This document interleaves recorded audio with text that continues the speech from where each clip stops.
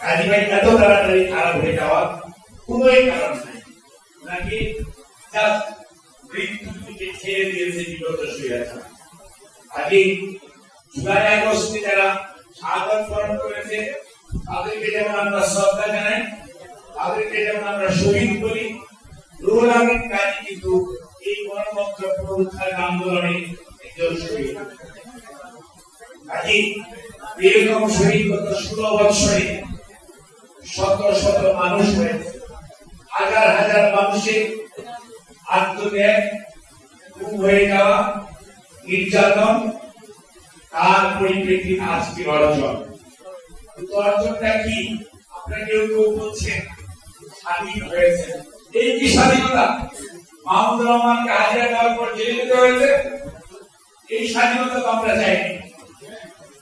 কাজে বলার আগে আজকে যারা চেয়ারে আছেন চিন্তা করতে হবে, অনেক মানুষের রক্তের আজকে আপনারা ক্ষমতায় বসছেন। কোন অবস্থাতেই হওয়ার কারণ নাই, ঋণ শোধ করতে হবে। একজন বলেছিল মুখের পেটি পালায় না, কিভাবে গিয়েছে 5 তারিখের দেশের মানুষ দেখেছে।